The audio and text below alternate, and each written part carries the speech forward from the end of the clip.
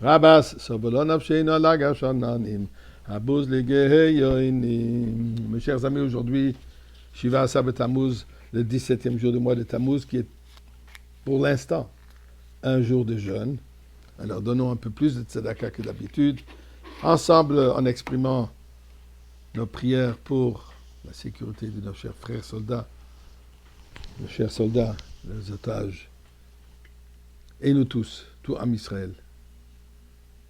Nous sommes tous dans une situation un peu difficile et nous avons besoin de la délivrance. Eh bien, aujourd'hui, c'est certainement une journée très propice pour que Mashiach arrive. Intéressant. Aaron à Cohen, quand Am Israël, le peuple juif, suite au fait qu'ils ont vu que Moshe Rabbeinu tarde et ne descend pas du ciel après les 40 jours qu'il leur a promis qu'il vient, ils se sont trompés de quelques heures. Ils ont fait l'idole. Ils ont fait le Egel Hazahav.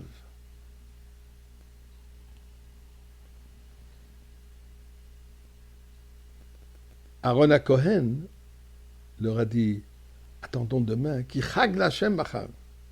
Demain sera une grande fête. Fête. Le lendemain, c'était Shiva Asar Tammuz.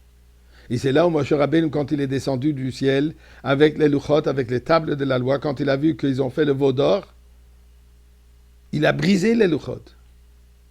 Masé Elokim Hema. C'était quelque chose que Dieu lui-même, il a fait. C'était un objet imprégné de divinité, de Kedusha, qui malheureusement a été brisé. Comment est-ce qu'Aaron Cohen peut dire qu'aujourd'hui, que demain sera une journée de fête? Et quand on regarde plus dans l'histoire du peuple juif, d'autres calamités sont arrivées en ce jour. Comme nous savons, durant le siège de Jérusalem par les Babyloniens, au premier Beth Amikdash, depuis ce jour, ils ne pouvaient plus offrir les sacrifices quotidiens puisqu'ils n'avaient plus d'animaux. Il manquait des moutons.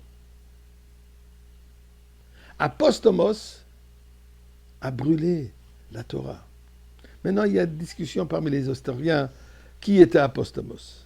Certains disent qu'il était un général pendant l'occupation romaine d'Israël, deuxième Beth Amikdash. Il y a d'autres qui affirment qu'il a vécu des années plus tôt et qu'il était officier pendant le règne grec sur la Terre Sainte.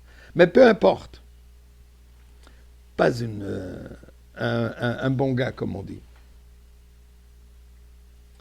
Aussi, il y a une opinion que lui, il a placé une idole dans le Beth Amikdash, ce jour. Il y a d'autres qui disent que ça a été fait par le roi Menaché. Encore. Tout cela qui représente des calamités, tout cela qui représente des moments de deuil plutôt que de joie. Les murs du premier et deuxième Beth Amikdash, d'après les Yerushalmi, ont été bréchés. Et qui a mené suite à cela, ça a mené à la destruction du premier et deuxième temple à Tisha B'Av. Durant l'histoire juive, nous trouvons aussi d'autres dates de souffrance. En 1391, plus de 4000 juifs ont été tués à Tolède et à Juan en Espagne. En 1559, le quartier juif de Prague a été incendié et pillé. Le ghetto de Kovno, durant la Deuxième Guerre mondiale, en 1944, a été liquidé en ce jour, où tous les juifs ont été tués.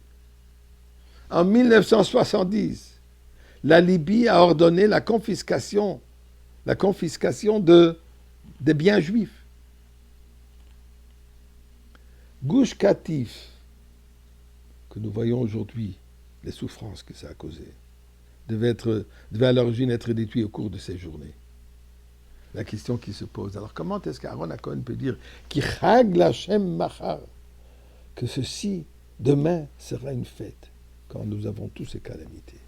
Eh bien, Rachid nous dit Machar de la Achazman. Machar veut dire aussi dans le futur. Et effectivement, le prophète nous dit Yahafre Yamim Elo le Sasson le Simcha. Ces jours-ci, ces jours de deuil, ces jours de jeûne, Shiva Asar B'Tammuz, plus tard Tisha B'Av. Ces jours-ci seront transformés en journée de joie, en journée de fête.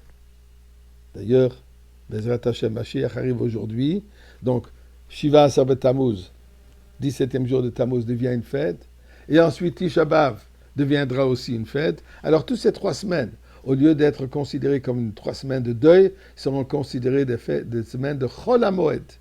Et qu'Kadosh Baruch Hu fasse que ça s'avère immédiatement.